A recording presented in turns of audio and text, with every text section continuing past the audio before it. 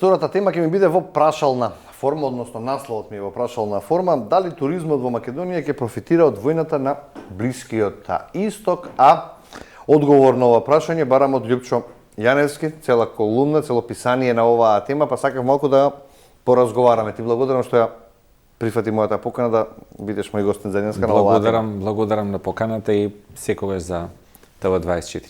Ти благодарам. И ќе профитира или оставиме како што кажавте, дел по дел да го разработиме големо писание и сметам дека малце пошироко треба да ги офатиме работите за да дојдеме до поентата дали ние сме во можност да профитираме од моменталната состојба на Блискиот Исток и секако одредени други кризи кои што се случуваат во Европа и шокот кој што ќе биде од кризата со нафтените деривати кои што генерално се калкулирани во секој можен производ. Без транспорт. Така, во туристичката индустрија, секако и пошироко и во економијата. Колку сега овој конфликт може да ја смени мапата? На туризмот, на патувањето, туристичките текови како што... Тие држави таму, извини, беа доста популарни, доста атрактивни за посета и кои што сериозно чинеа. Па можете да видите од нашите граѓани и туристи кои што ги евакуиравме од страна на Министерството за надворишни работи и трговија секако во последните недела или десетина дена, тоа се 4-5 чартери кои што веќе 500-600 наши граѓани кои што работат или туристички биле таму затекнати. И тоа токму во овој период на годината кој што можам да кажам дека токму тие дестинации живеат од туристичката индустрија, од својата атрактивност, покрај тоа што го имаат развој целиот бизнис модел и тоа во светски рамки. Значи Блискиот Исток во 2026 година според Светската туристичка организација требаше да расте помеѓу 12 и 15% во туристичката индустрија, тоа воопшто не е малце.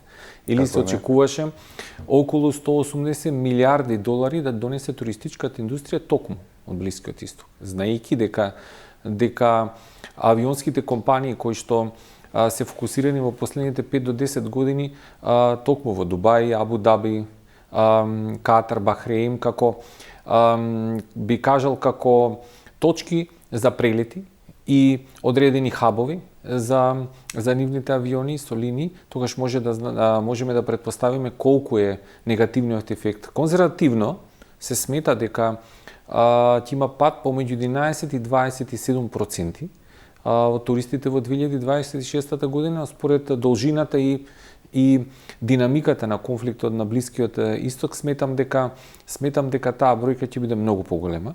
Односно негативниот ефект во нивната економија се очекува да биде помеѓу 60 и 80 милиарди долари. Говорим од туристичката индустрија во целиот Блиски Исток, а тоа негативно ќе влие врз туристичката. Ова е бројки за цел регион. Така и тоа исто така негативно ќе се прелее на светската туристичка мапа со менување комплетно на тековите. Ако знаеме дека непредвидливоста веќе на авиокомпаниите, цената, динамиката на летовите, аранжманите кои што се веќе откажани, и исто така еден друг повратен ефект е откажувањето на аранжманите на во земјите кои што се сигурни, но се блиску до конфликтот. Никој не би одел блиску сега таму. Можете да претпоставите колку негативно ќе влие, но и непредвидливо ќе влие кон туристичката индустрија. Тоа е директниот прв бран. Додека вториот бран ќе биде поради покачувањето на цените на дериватите, тоа веќе ќе се мултиплицира и во крајната цела на аранжманите, цените на одредени производи, превози, авионските карти, автобуските карти и се останато и веќе аранжманите кои што се продадени за 2025 година нема да може да се коригираат, тоа ќе биде негативно за туроператорите кои што ќе мора да ја надокнадат таа разлика и тоа не треба да падне штета врз крајните купувачи, односно на тој начин ќе се види и големината, но и стабилноста на светските туроператори кои што можат да го издржат тоа. Ако гледаме од другата страна, она што го продава Дубај, целиот тој луксус таму за и гламур, и гламур да падне цената за 30% на недвижностите за една недела. И се поставува прашањето, па дали толку вредело тоа таму? низ годините Бидејќи ако нешто вреди, Обединетите арапски не може да емирати падне 30% создава моје мислење. Да, Не мора да биде создава бренд така. на ексклузивна, но и луксузна дестинација кој што го потврдуваат со сите тие вложувања, атракции, Да. гламур на светско ниво. Се она што се случуваше до моментот кога веќе се прелеа самиот конфликт и на соседните земји, и тоа беше многу брзо. Можеби никој не го очекуваше, дури инвеститорите не го очекуваат тоа. И негативните ефекти веќе можеме да ги видиме, не само во некретнините, во вложувањата, во идните вложувања. Многу важно е во овој момент кризниот менеджмент, не само во туристичката индустрија, тука генерално во целата економија и во целиот регион. Токму тука ќе се видат по завршувањето на конфликтот, ќе се видат дестинациите за колку време тие истите ќе се вратат во одредена кондиција. Тоа не може да биде преку ноќ, во одредена кондиција и колку ќе бидат нивното успорувањето на негативниот ефект во економијата. По тоа ќе се види капацитетот на самата држава, дестинација во туристичката индустрија и како што можете да видите веќе и промотивните канали почнуваат да функционираат на сегментот вложување со 20 со 30% помалци. Веќе почнуваат да работат на полити покрај тоа што се уште има опасност во самите дестинации, бидејќи основната функција во туризмот е безбедноста на дестинацијата. Ако е таа нарушена, тогаш туристичките текови не престануваат или тие само се пренасочуваат и прелеваат на некоја друга страна. Па токму сите тие аранжмани кои што се уплатени за Обединетите арапски емирати, генерално за Блискиот исток, ќе се прелеат во други дестинации, а целиот тој интерес за 2026 и очекување аранжмани кои што беа во портфолиото на туроператорите, светските туроператори, па и нашите туроператори, ќе се прелеат, ќе се пренасочат на некои други дестинации. 60-80 милиарди долари од Блискиот исток да влезат во Европа, да речем. Знаејќи дека Европа и во светски рамки е најпосетувана дестинација и како континент. Негде со 51 до 53% вкупно од сите патувања во светски рамки. Европа во овој момент неблагодарно било кажано, но сепак треба да кажеме дека на некаков начин ќе го амортизира тој негативен ефект од Блискиот исток кон позитивен ефект кон нејзините дестинации. Ако знаеме дека кинеското писмо или знаковно писмо, кризата ја опишува со два збора, едниот е криза, вториот е можност, тогаш кризата е на Блискиот исток, можноста е во Европа и претежно во медитеранските земји, бидејќи тие имаат доволен капацитет, портфолио, но и број на услуги кои што брзо ќе ги адаптираат за сите тие гости кои што ги бараат сите оние луксузи и потреби од Блискиот исток да ги задоволат во овој момент во дестинациите како што се Шпанија, Португалија, Италија, Франција, Хрватска, Грција, Црна Гора, Албанија, Малта, додека Турција ќе биде под еден знак прашалник поради несигурноста и близината до Блискиот исток и можноста за некои одредени минимални ексцеси кои што може да се случат на нејзина територија и ќе имаме скептицизам кога е во прашање мотивацијата на одреден број на туристи да ја одберат Турција како дестинација. Покрај тоа што е сигурна и покрај тоа што имаме летови и се останато како што се случуваше и кај нас еден негативен контекст кон Кипар и кон Турција и одреден број на откажување на нашите аранжмани, но сепак знаејќи дека дестинациите се во голема мерка сигурни. Бидејќи не ја спомнав кога ги набројуваше државите Македонија, што Македонија може да понуди за да земе дел од колачот од овие туристи кои што бараат луксузи во Абу Даби и во Дубај. Каде ние да бидеме конкурентни? Генерално како Балкан ние имаме голема конкурентност помеѓу државите на Балканот. Јас секогаш го гледам тоа регионално, бидејќи се работи за пазарот помеѓу домашни 20 до 22-3 милиона туристи кои што генерално треба да патуваат во рамките, бидејќи некогаш сме живееле во една држава, но концептот како Адриатик регија и Балкан како Балкан секогаш стои. Ако ги погледнеме процентот на туристи кои што не посетуваат, ќе видиме дека од прилика 50% и малце повеќе се регионални гости. Дури во портфолиото на јануарскиот Завод за статистика можеме да видиме дека традиционално за Нова година не посетуваат бугарски туристи, не посетуваат српски туристи, не посетуваат други туристи. Нашата дестинација е некако традиционална за регионалните гости кога се новогодишните празници. Но тоа што ние треба да направиме е повеќе да се фокусираме кон некои нови туристички форми кои што ќе задоволат нови генерации на туристи. Говориме милениумси и останати. Како да комуницираме? Комуникативни стратегии и се останато. Кога сме кај стратегии, многу пати сме зборували, јас би ги ставил настрана. Но кога е нашата промоција и начинот на кој што го работиме тоа и како ја закнуваме дестинацијата, тоа се наши работи.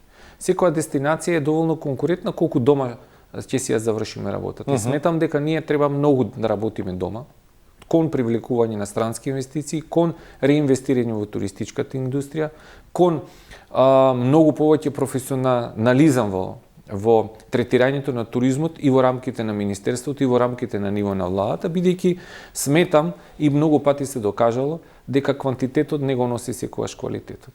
Колку ние ќе можеме да профитираме, зависи од перцепцијата на туристите кои што го одбрале луксузот и лежерниот туризам, поврзан со голем број на гламур и на атракции и се она што Македонија може да понуди. Македонија не е приморска морска земја.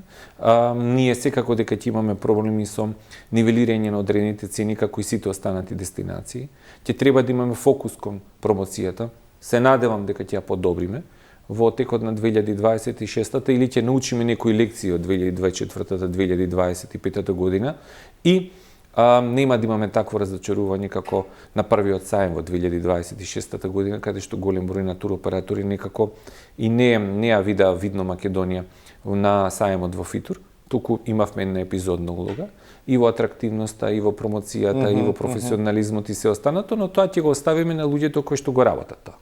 И јас се надевам дека тоа е моментална, да кажеме, криза и дека ќе бидеме многу подобри во Што не идните промовираме генерации. добро, а имаме да покажеме и тоа како? Сметам дека во континуитет не треба само да се базираме на базичните потенцијали. Да, ние имаме природа, да, ние имаме национални паркови, имаме можеби последна неоткриена туристичка дестинација, добра гастрономија и се останато, но тоа ние го имаме. Колку тоа го имаме вистински спакувано како производ кој што го сакаат европските туристи, тоа е друга работа.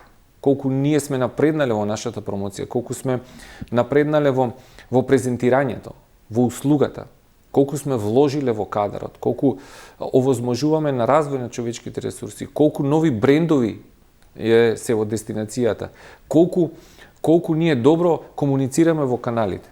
На овие прашања со колку 5-6 е минимално одговорот за сите? Би рекол дека требаме многу повеќе да работиме на секое поле и на тој начин ќе ја закнуваме дестинацијата.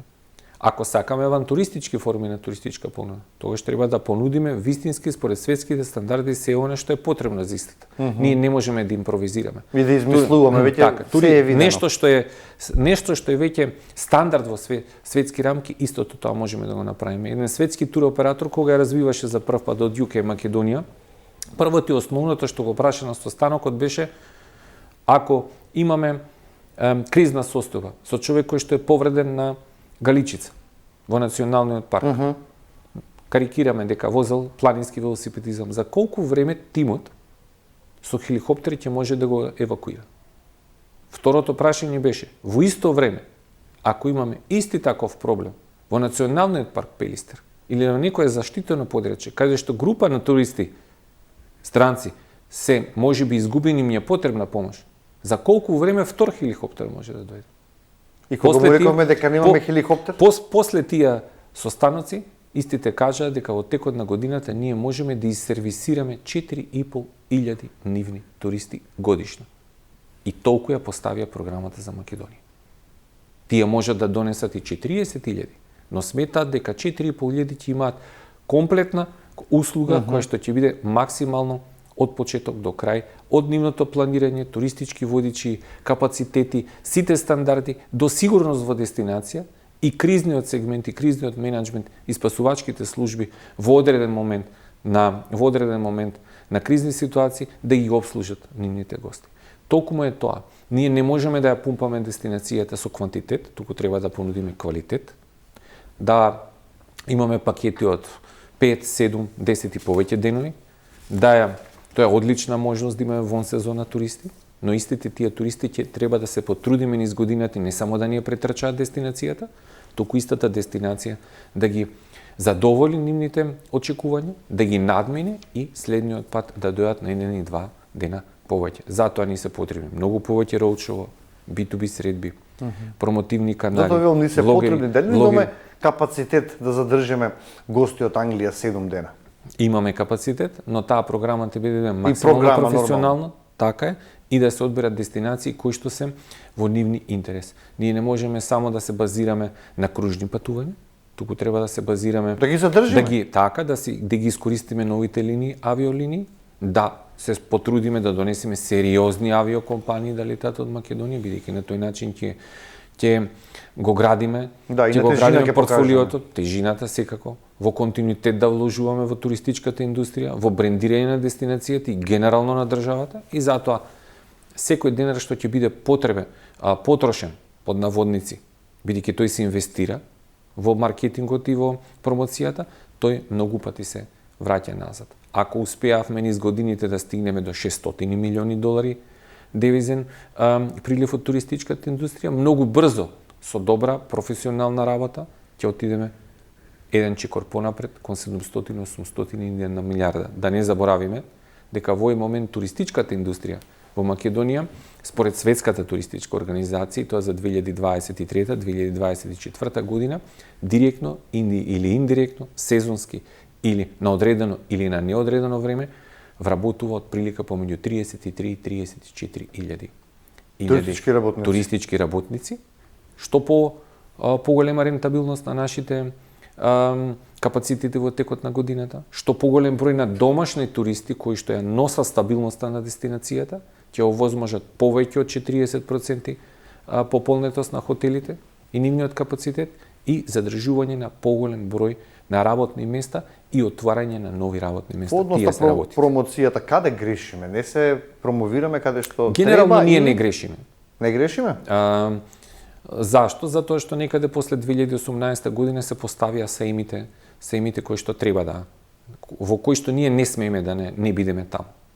Ако во 2017 година во програмата, во институцијата кој што ја водев, имаше 21 саем, добро, кој што одевме на квантитет очигледно, пукајќи на сите страни за да видиме што и како, не би сакал да користам некои други зборови, веќе 2019, 22, 23 година се покажаа семските манифестации каде што ние не смееме да не бидеме. Тоа се Фитруш Шпанија, тоа е Србија, ЕТБ Берлин, Лондон, Римини, потоа се Сингапур, одредени дестинации во кои што се креира туристичката индустрија, туристичките текови каде што ние треба да бидеме. Но таму не смееме да бидеме по 20, по 30, по 40 состаноци и голем број на наши туроператори на кои што институцијата ќе им возможи предност при преговарањето, а секако истата да гарантира за одредени услови, субвенции, промоции, понатамо во тие земји, информативни патувања, блогери, влогери и се, што е потребно за да ја зајакнеме самата дестинација. Што прво бара туроператорот?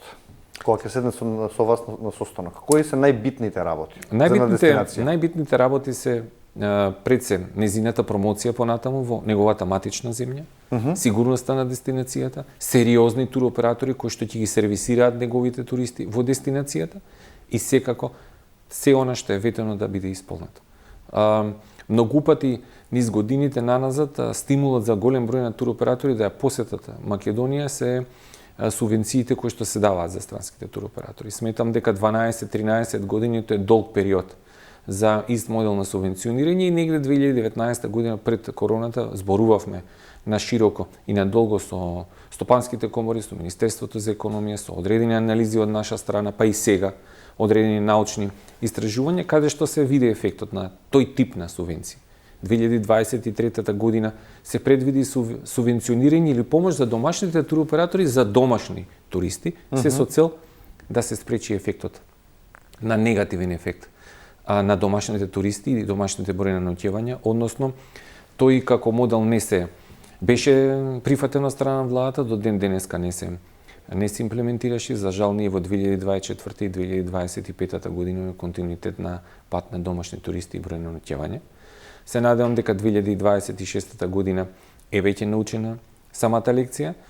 Гледајќи ја програмата на Министерството и за култура, Министерството за култура и туризам, фокусот е на субвенциите, рекордно издвоени средства 150 милиони денари за субвенционирање на странски туроператори со кои што треба да дојдат на туристи од тие дестинации. Се надевам дека ќе ги искористиме, ќе ги задржиме 1 до 2 дена повеќе или веќе низ годините кои што се пред нас, не само да создадеме стратегија, таа да биде доволно мерлива, претходната и покрај тоа што во овој момент не е функционална, застарена, треба да се измери кои се незините позитивни страни, колку е таа имплементирана, каде треба да напреднеме и во овие моменти на кризен менеджмент во туристичката индустрија.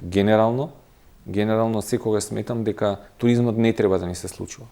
Туризмот е на комплексна економска област која што многу детално и многу внимателно се планира со сите заеднички интегрирачки текови на самата држава и таа представува нешто повеќе, односно представува туристичка дипломатија со која што ќе се овозможи и градат мостови помеѓу народите, се со цел понатаму да се овозможи на вистинската дипломатија и на економијата да го продолжи тој пат. Односно туризмот скапа држава сме?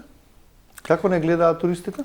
Јас никогаш не ја гледам цената, туку го гледам квалитетот и услугата кој што ќе биде дадена. Во однос на квалитет, услуга и стандард што го имаме ние. Зборам за еве нека бидат за домашните гости. Секогаш можеме да бидеме подобри. Ние не сме доволно конкурентни за домашните туристи. Зошто? Затоа што се уште не сме создале нека одредена програма, нити промотивна кампања за домашните туристи за домашни капацитети. Само мал број на домашни туристички агенции и туроператори работат со викенд пакети, со одредени пакети за празници за домашните гости во домашните капацитети и според мене тоа е одреден хендикеп. Многу ни е полесно да ги пренасочуваме работите понатаму.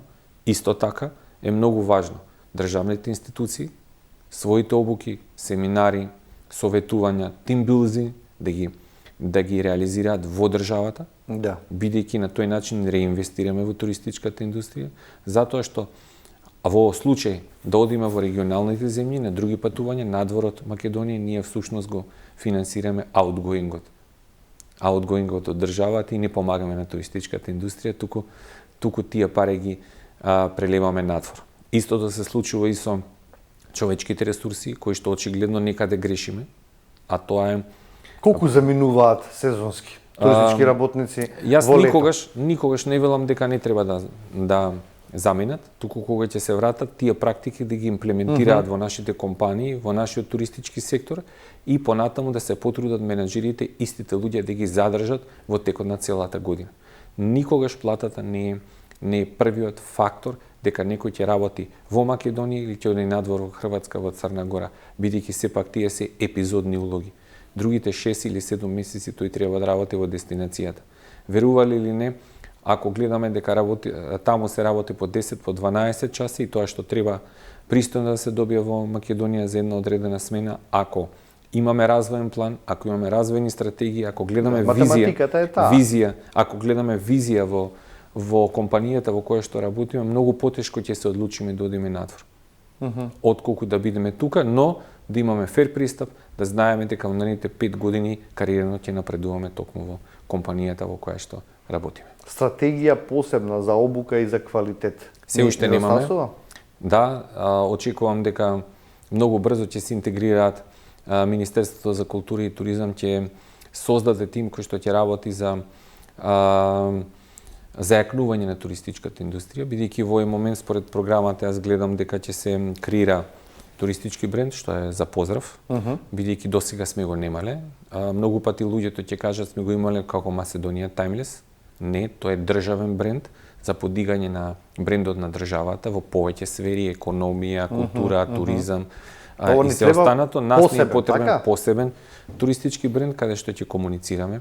Имавме еден обид во рамките на отворениот Балкан тоа да биде тест лайф. Се надевам дека тој ќе биде надграден и во кој што е на 3 столба, тоа е вино, храна и авантура. Се надевам дека понатаму ќе се со истражување ќе се видат и други перцепции на домашните и странските туристи, каде треба тој бренд да комуницира и што треба да работиме, стратегијата која што е секогаш е добре дојдена и институција која што ќе применува и имплементира самата стратегија, бидејќи сметам дека Министерството за култура и туризам, како секој министерство, е потребно да биде decision maker, односно да ги креира политиките, додека друга институција како Национална туристичка организација да ги имплементира политиките до најниско ниво, до destination management организации.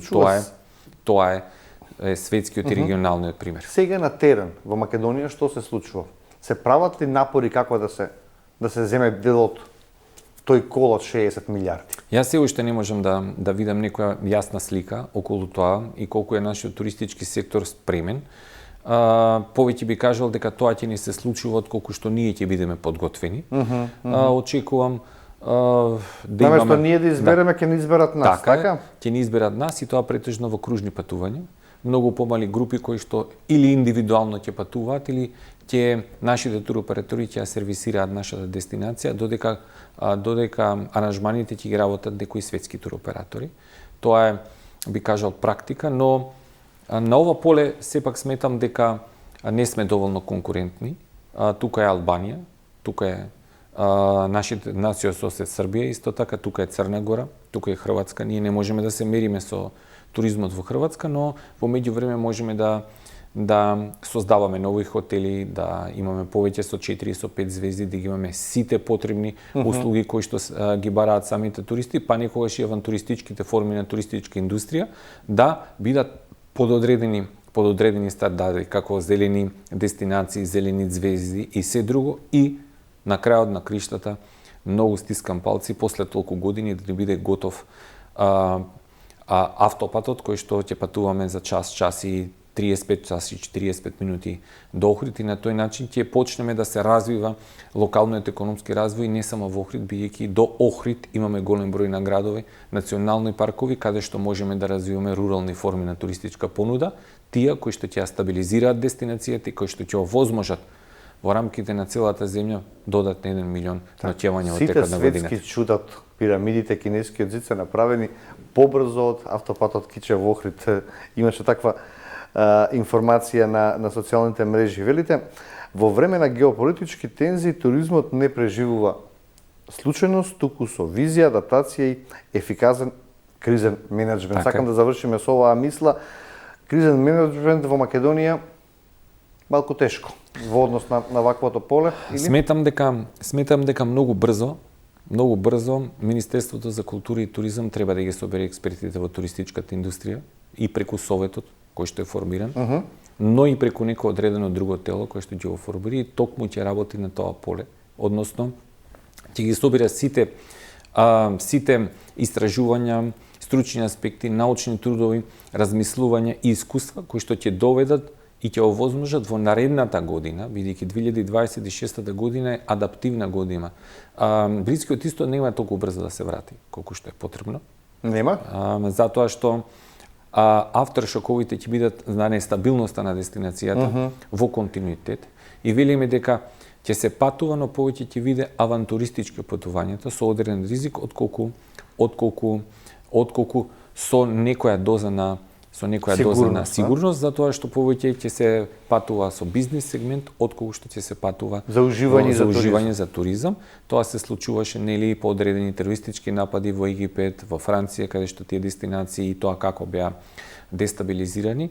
Блискиот исток ја посакувам многу брзо да се заврши се ова, бидејќи војната според мене никогаш не е решение, туку решение тоа е пораст на дипломатијата, а понатаму дипломатијата чекор по чекор ќе треба да ги креира политиките и довербата помеѓу завојуваните страни. Тоа е нешто кое што практиката во светски рамки го вели истото, а ние во меѓувреме ќе се трудиме да ги амортизираме негативните влијанија кои што ќе ги доведе оваа криза и во економијата, бидејќи да не заборавиме, од ковид кризата ние не сме имале 2 години во кои што не сме имале одредена криза. Дали тоа геополитичка, дали е тоа економска, дали е тоа некоја останата криза, бидејќи 2020 година рехабилитацијата на целата рекавери сегментот на целата туристичка индустрија во зависност од капацитетот на дестинацијата беше помеѓу година и пол и 2,5 години. Понатаму се останата во градење, некои го искористија во нови стратегии, во кризен менеджмент, во создавање на нови атракции, според новите интереси на туристите, додека некои дестинации едноставно чекаат да им се случува туризмот или да се прелеа од регионот затоа што се вклопени во некои одредени кружни патувања.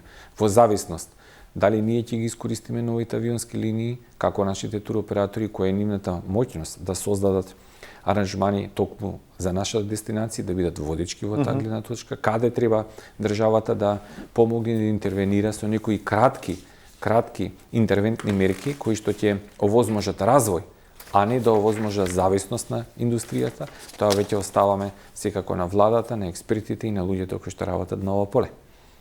Тоа мислеќа како завршиме денешниот разговор, со кризата завршивме и со претходната гостинка каде што кажавме дека научиме да живееме во криза повеќе од 30 години. Се надевам дека ќе научиме да живееме и без да има кризни состојби. Јас се надевам дека ќе научиме дека треба да работиме. Така е, тоа е најбитното.